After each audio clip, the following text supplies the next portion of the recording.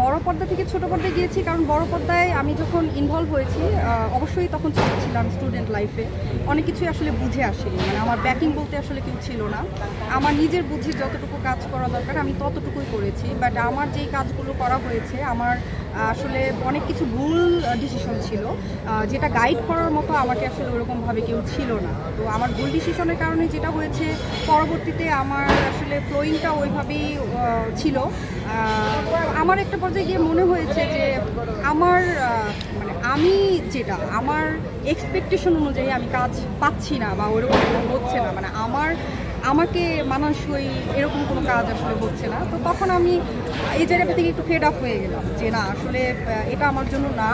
অনেকটা সময় পার হয়ে গিয়েছে, এখন আসলে জায়গাটাও নষ্ট হয়ে গিয়েছে, আর ওইটার আসলে নতুন করে পসিবলও না ওই জায়গাটা ক্রিয়েট করা। দেন হচ্ছে আমার ফ্যামিলি থেকেও আসলে যেটা সত্যি কথা, আমার ফ্যামিলি আত্মীয়স্বজন কেউ মিডিয়াটাকে আসলে ওইভাবে সাপোর্ট করে না। শিয়া বাটার ও ভিটামিনে সমৃদ্ধ লিলি বিউটি সোপ, তারুণ্যময় উজ্জ্বল ত্বকের জন্য। তো আমিও যেহেতু স্টুডেন্ট ছিলাম, পড়াশোনার মাঝে ছিলাম, পড়াশোনার পাশাপাশি আমি কাজ করতাম, তো সব কিছু মিলিয়ে আমার একটু পার্সোনাল লাইফে প্রবলেম হচ্ছিল। তো বিচার বিবেচনা করে যখন আমার একটা ম্যাচুরিটি কাজ করেছে যে না, আসলে এটা আমার জন্য ঠিক না, দেন আমি একটা সাইড হয়ে যাই। যাওয়ার পরে যেটা হয়েছে যে ওই যে বললাম যে করোনার পর নাটক ইনভলভ হলাম, কারণ নাটক থেকে আমার অনেক অফার আসছিল, বাট করা হয়নি, কারণ দুইটা সেক্টর তো দুই রকম। আমি তো শিখেছি এখান থেকে, আমি শিখেছি হচ্ছে সিনেমা, বাট নাটকের বিষয়টা একটু ডিফারেন্ট। হ্যাঁ, ওই জায়গাটা আমি শিখিনি, বা ওই জায়গার মানুষের সাথে আমার পরিচয় নাই। এফডিসিতে যেটা হয় যে আমাদের প্রযোজক, পরিচালক সবাইকে সবাই চিনি, কাজ না হোক, বাট সবাই কিন্তু সবাইকে চিনি, হাতে গোনা কয়েকজন পরিচালক, কয়েকজন শিল্পী, কয়েকজন প্রযোজক, তো সবার সাথে দেখা হয়। কিন্তু নাটকের সেক্টরটা না অনেক বড়, মানে সেই জায়গাতে এত বেশি ডিরেক্টর, এত প্রডিউসার, এত প্রোডাকশন, এত আর্টিস্ট, আসলে কেউ কাউকে ওইভাবে চিনি না, ওই আন্তরিকতাও নাই। তো সেই জায়গা থেকে একটু কনফিউশন কাজ করছিল। পরে ভাবলাম যে ঠিক আছে, একটা করে দেখি। দেন একটা সিরিয়াল দিয়ে স্টার্ট করলাম। স্টার্ট করার পর প্রথমে কাজ করতে ম্যাচ করতে একটু প্রবলেম হচ্ছিল, কারণ বিগ জায়গা থেকে আসলে ছোট জায়গা থেকে উপরে যাওয়া যায়, বড় জায়গা থেকে নিচে নামাটা আসলে এটা অ্যাডজাস্ট করাটা অনেক বেশি প্রবলেম হয়ে যায়।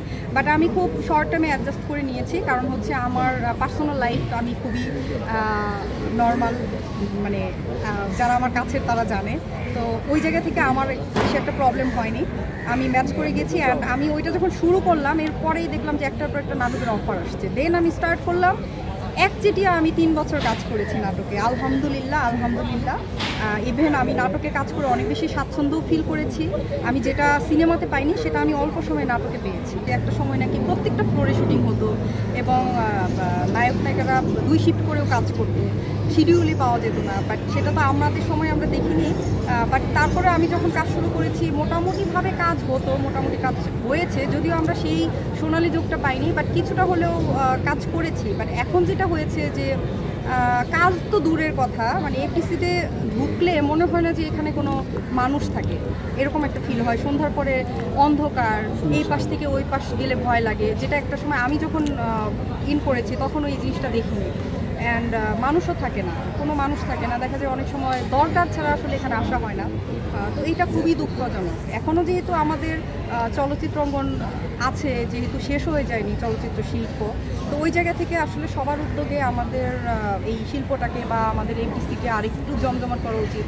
কারণ প্রত্যেকটা মানুষের কিন্তু স্বপ্ন যে এফডিসিতে কী হয়। যেমন আমারই ছিল ছোটোবেলায় একটা স্বপ্ন যে হয়তো নায়ক নায়িকারা এফডিসিতেই থাকে, হ্যাঁ, ওখানে এফডিসি না জানি কেমন, না জানি কত সুন্দর, তো এরকম একটা ফিল হতো। এরকম কিন্তু এখনও অনেক মানুষ আছে যাদের এফডিসি নিয়ে কিন্তু একটা কিউরিওসিটি আছে, কাজ করে যে এফডিসি কেমন। কারণ আমাকে তো অনেকেই মিডিয়ার বাইরে যারা আছে অনেকেই কোশ্চেন করে যে আচ্ছা এফডিসিতে কেমন, এফডিসির নায়ক নায়িকারা থাকে কিনা, আসে কিনা, এই যে মানুষের একটা কিউরিওসিটি। বাট এই মানুষগুলো যখন এফডিসিতে এখন ঢুকবে তখন কিন্তু ওই কিউরিওসিটি থাকবে না, মানে কিউরিওসিটি থাকবে না তো থাকবে না, মানে এইটা এফডিসি, এরকম একটা ফিল হবে। তো যেহেতু আমাদের এখনও শিল্পাঙ্গন আছে, শিল্পীও আছে, তো এই জায়গাটাকে তারা যেরকম ঝলমল করে তারকা, ওইরকম তারকারা যেই জায়গাতে কাজ করে, যে জায়গা থেকে বিলং করে, সেই জায়গাটা ঝলমল করা উচিত আমি মনে করি।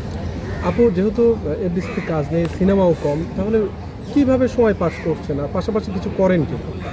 আমি যেটা বলছি, আমি তো সিনেমা থেকে অনেক আগেই সরে গিয়েছি। আমি সেই 2016-17 পরে আর আমার সিনেমাতে কাজ করা হয়নি। মাঝে একটা সত্যু আহমেদের একটা অনুদানের সিনেমা করেছিলাম। আর তারপরে করোনার পরে আমি নাটকে ইনভলভ হয়েছি। আমি বেশ কিছু নাটক করেছি, 2-3 বছর টানা একচেটে আমি নাটক করে গিয়েছি। বাট আমার কিছু ফ্যামিলিগত ইস্যুস অ্যান্ড আমার পার্সোনাল কিছু ইস্যুসের কারণে আমি একটু গ্যাপ দিয়েছি। প্রায় বছরখানেক ধরে আমার আসলে কাজ করা হয়েছে না। বাট ভেরি সুন আমি আবার স্টার্ট করবো, আবার আপনাদের মাঝে আমি আসবো ভালো ভালো কাজ নিয়ে, ইনশাল্লাহ। আপনারা আমাদের মতো লিলি বিউটি সোপ, যার অ্যান্টি এজিং গুণ তারুণ্য ধরে রেখে ত্বকে করে উজ্জ্বল, তারুণ্যময় উজ্জ্বল ত্বক।